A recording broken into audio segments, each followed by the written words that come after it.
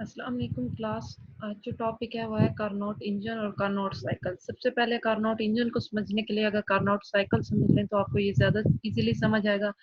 Carnot engine एक तो हमारे पास आइडियल इंजन था जो हमें इसमें हमारे पास हर सेक्शन को हम लोग कार्नोट इंजन में फाइंड करते हैं, यानी हमारे पास डिफरेंट 4 सेक्शंस बनते हैं।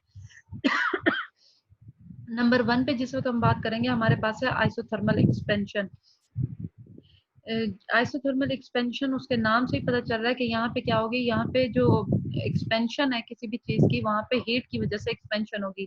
Take isothermal expansion take in heat from hot reservoir keeping the gas temperature at TH।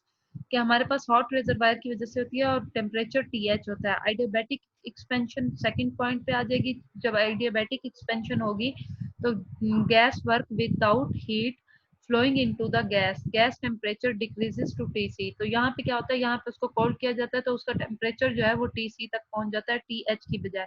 उसके बाद दोबारा से आइसोथर्मल कंप्रेशन होती है। आइसोथर्मल कंप्रेशन में हीट इन्वॉल्व होती है। हीट एक्सीज exhausted, gas temperature remain at TC। तो उसकी जो हीट है वो एग्जॉस्टेड हो जाती है और टेम्परेचर हमारे पास क्या रहता है, TC रहता है। नंबर 4 पे आ जाएगा आइडियाबैटिक कंप्रेशन।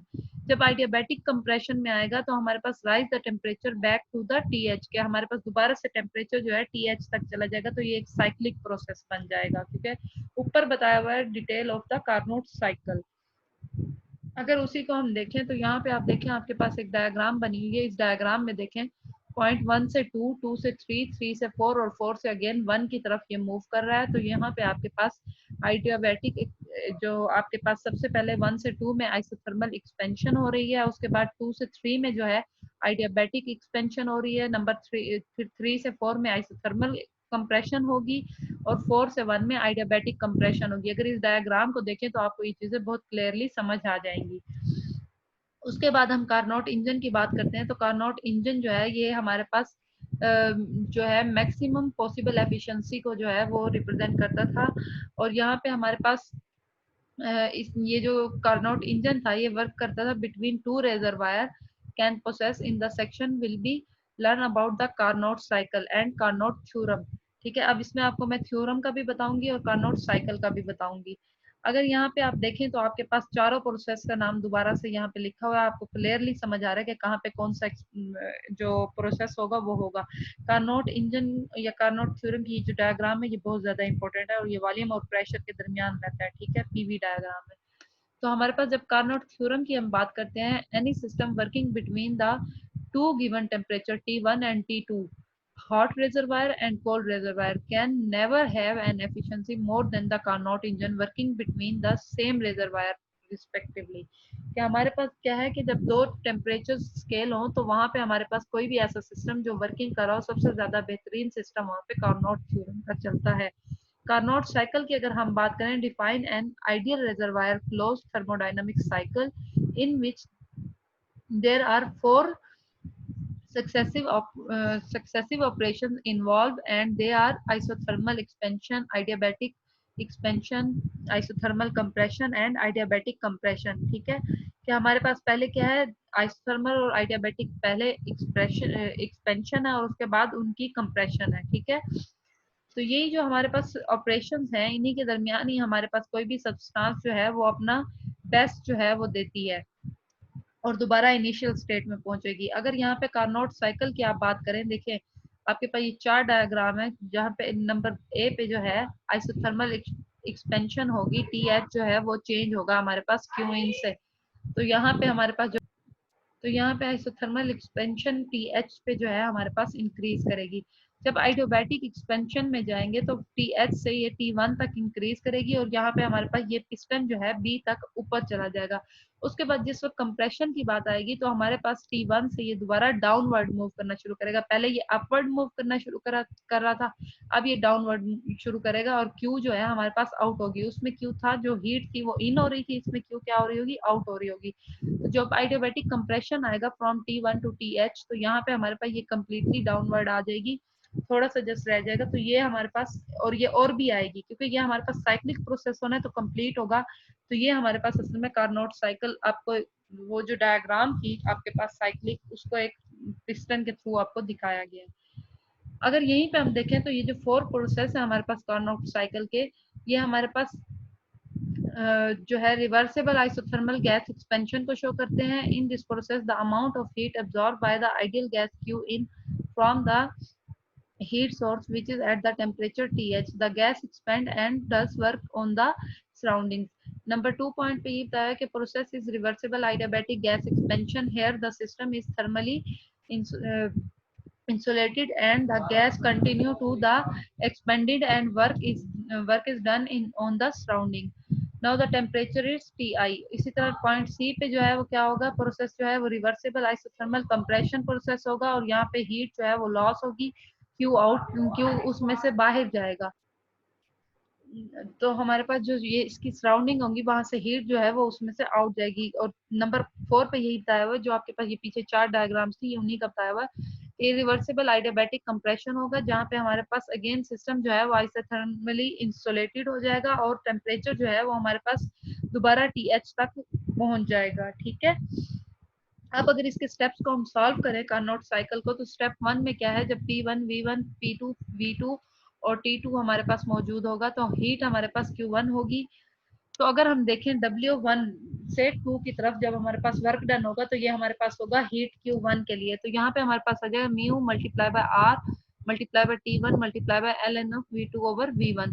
अब V2 और V1 जो है ये हमारे पास वॉल्यूम है, T जो है वो टेम्परेचर है, R जो है वो गैस कांस्टेंट है और म्यू जो है वो भी आपके पास गैस कांस्टेंट आ जाएगा। तो यहाँ पे हमारे पास वर्क डन आ जाएगा। यहाँ पे वो यही बता रहे हैं कि ये हमारे पास जो total change in internal energy है ये जीरो है at the heat absorb to gas equal to the work done by the gas environment. ठीक है, स्टेप 2 पे वो हमें ये बता रहे हैं कि P2 V2 T1 और P3 V2 और T2 जब हमारे पास होगा तो वर्क डन हमारे पास होगा 2 से 3 की तरफ। अब जाहिर सी बात है जब 2 से 3 की तरफ जाएंगे तो 2 से 3 वाले पॉइंट्स लेंगे ना। तो यहाँ पे हमारे पास वो कह रहे हैं work done by the gas is given by mu into R over gamma -1 T minus T2। अब क्योंकि यहाँ पे हमारे पास दो टेम्परेचर इन्वॉल्व हो जाएंगे, एक T1 हो जाएगा एक T2 हो जाएगा, तो दो टेम्परेचर इन्वॉल्व होने की वजह से गैमा जो हमारे पास हीट कोएफिशिएंट है वो आ जाएगा। तो गैमा -1 हो जाएगा, म्यू इंटू आर ऑलरेडी हमारे पास है, तो यहाँ पे वॉल्यूम का नहीं, यहाँ पे टेम्परेचर का जो चेंज है वो आ जाएगा।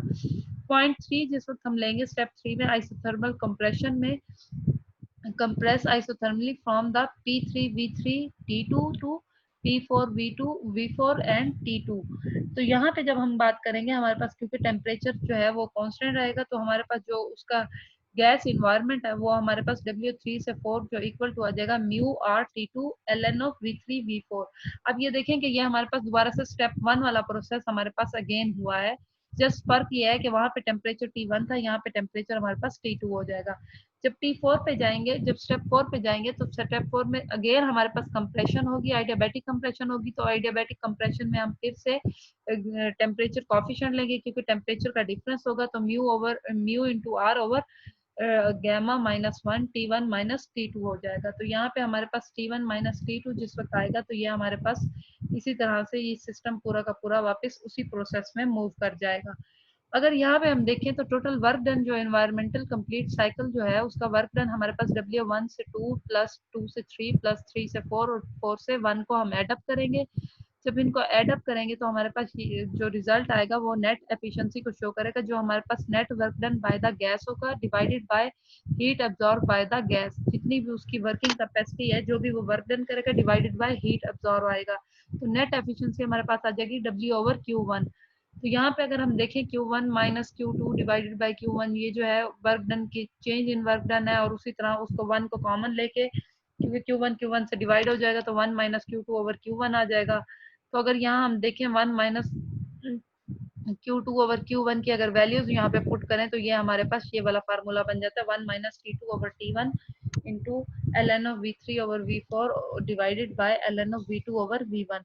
तो हमारे पास अगर हम देखें 2 से 3 आइडियाबैटिक प्रोसेस जो है वो हमारे पास लिखा जा सकता है गैमा कोफिशिएंट के थ्रू। तो T1 V2 गैमा -1 जो है इक्वल टू हो जाएगा T2 V3 गैमा -1 के। तो V2 ओवर V3 जो है वो हमारे पास इक्वल टू आ जाएगा T2 T1 T2 divided by T1, ये यानी कि इस तरफ हमारे पास आ जाएगा T1 और हमारे पास V2 ओवर V3 रह जाएगा, V2 ओवर V3 इधर आ जाएगा तो T2 डिवाइडेड बाय T1 हो जाएगा और हमारे पास गैमा माइनस वन जो कॉफिशिएंट है वो हमारे पास दूसरी तरफ मल्टीप्लाई होकर पावर में चला जाएगा। तो यहाँ पे हमारे पास 1 ओवर गैमा माइनस वन आ जाएगा। इसी तरह अगर हम प्रोसेस 4 की बात करें, 4 से 1 की, तो हमारे पास v1 ओवर v2 हो जाएगा और यहाँ पे हमारे पास 2 1 ओवर t1 हो जाएगा।